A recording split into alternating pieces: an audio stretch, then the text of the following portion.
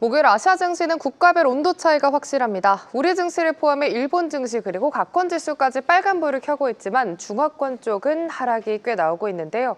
일단 우리 증시는 이 시각 현재 3,190선 지나고 있습니다. 오늘 중화권 증시 분위기는 침울합니다. 노골적인 차익 실현 압력에 무너지는 모습인데요. 특히 반도체나 테크단에서 강하게 밀리면서 중국판 나스닥 지수죠. 과창판 50지수, 이 시각 현재 5%대 약세를 보여주고 있습니다. 그러나 테마 내에서는 요식업 같은 경기 방어주, 그리고 국경절 연휴를 앞두고 여행과 유통주가 소폭의 오름세를 보이고 있습니다. 이런 하락의 배경으로는요, 바로 중국 정부가 투기 억제 조치를 발표했기 때문입니다. 어제 중국 금융당국은 최근 한 달간 크게 상승한 중화권 증시 상황을 인지한다며 투기 억제를 위해 추가적인 조치를 검토하겠다고 발표했습니다. 이런 정책 모멘텀과 맞물리면서 약세를 보여주는 중화권 증시입니다. 이 시각 현재 상해 종합지수 3,771선까지 밀렸습니다. 3,800선 무너졌습니다. 이에 따라 대다수의 ETF가 하락세를 보이고 있습니다. 특히 기술주를 추종하는 ETF가 하락일 상단에 이름을 올리고 있는데요. 타이거 차이나 반도체 팩트세트 같은 경우에는 6%대 약세를 보여주고 있고요. 최근에 급등세를 보여줬던 과창판 지수를 추종하는 스타50 ETF 같은 경우에는 6% 가까운 낙폭을 보여주면서 결국 10,000원을 내준 상황입니다. 일본 증시 상황 체크해 보도록 하겠습니다. 일본에서 정부 인가를 받은 엔화 스테이블 코인의 발행이 임박했다는 소식이 나왔습니다. 최근 회원 등록 절차를 마무리하는 기업이 나온 건데요. 스테이블 코인 발행을 앞두고 BOJ가 금리를 추가로 인상할 거란 전망 또한 호재로 꼽히고 있습니다. 오늘 증시는요, 어제 약 한 달 만에 최저치를 기록한 가운데 오늘장 저가 매수세가 강하게 들어오고 있습니다. 또 전일 미국의 기술주 상승의 훈풍을 고스란히 소화 중이고요. 또 대형주 위주의 강세가 돋보이는 가운데 니케이 지수가 이 시각 현재 오후장 들어서 상승폭을 더욱더 키워가고 있습니다. 42,600선에 육박하고 있습니다. 토픽스 지수까지 강합니다. 전일 1% 급락한 데 따른 반발 매수세 유입에 오늘장에서는 오름세가 강하게 나오고 있습니다.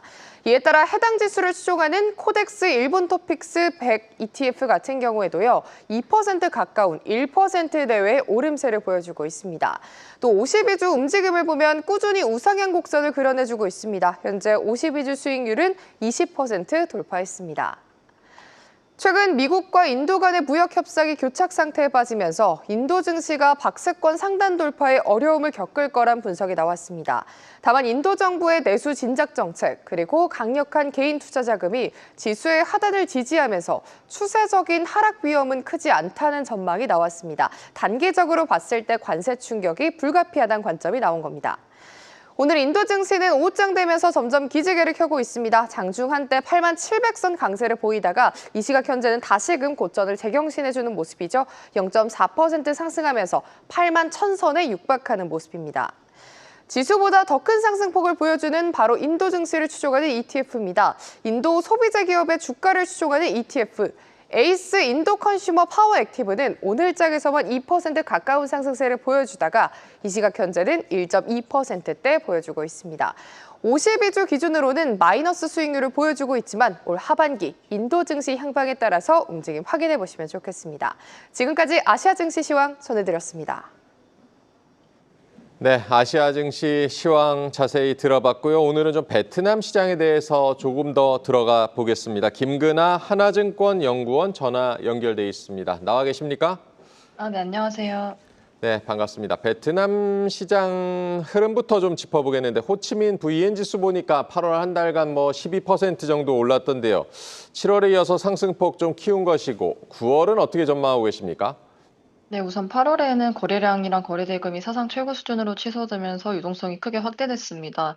이제 반면에 외국인 투자자들의 매도세를 지속을 하고 있어서 현재 장세는 로컬이 주도하고 있다라고 볼 수가 있는데 우선 8월 급등의 배경으로는 내수자금 유입에 따른 수급 개선과 FTSE 편입 기대감이 핵심으로 작용을 했다라고 보실 수가 있습니다.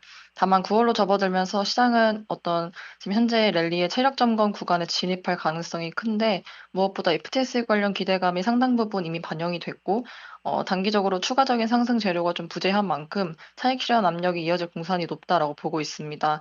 차익 실현에 대한 부담감과 외국인 수급에 대한 부담감이 집 지수 상단을 제한하는 가운데 내수 유동성과 펀더멘털이 하단을 지지하는 구도가 예상이 되고 있고, 따라서 베이스 시나리오는 저희가 한 1650에서 1700 박스권 정도를 예상하고 있습니다.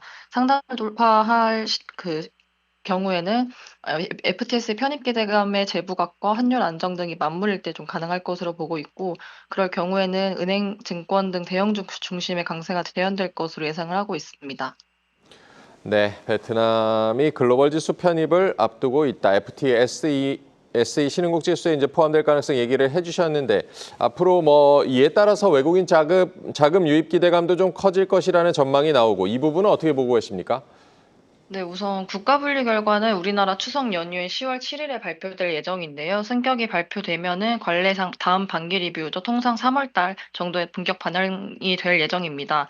핵심 장애물로 꼽혔던 외국인 프리펀딩 의무가 작년에 폐지가 됐고, 올해 5월 달에 KRX 시스템 도입하면서 인프라가 굉장히 업그레이드 됐기 때문에 FTS에서 지적했던 부분들은 현재 상당히 많이 개선된 상황입니다. 따라서 승격 가능성은 그 어느 때보다도 좀 분명히 높아졌다라고 보고 있는데, 다만 이제 FTS가 강조하는 부분 중에 하나가 시스템의 운영 안정성입니다. 그래서 10월 발표 시점으로부터 이런 KRX 시스템이 도입된 지 반년이 채 지나지 않았기 때문에 좀 안정성을 더 지켜봐야 한다라는 걸 이유로 승격을 보류할 가능성도 저희가 열어둘 필요가 있습니다. 종합적으로 봤을 때는 물론 승격에 대한 기대감이 조금 더 높다라고 보고 있고, 승격이 될 경우에는 일단 패시브 자금 한 5억 달러 정도가 유입될 것으로 기대가 되고 있어서요. 충분히 상승 여력은 높다라고 보고 있습니다. 네, 프론티어 시장으로 분류되는 베트남이 한 단계 더 올라설 수 있을지 승격이 될 수 있을지도 유심히 챙겨보셔야겠습니다. 김근아 하나증권 연구원 연결해봤습니다. 고맙습니다. 네, 감사합니다.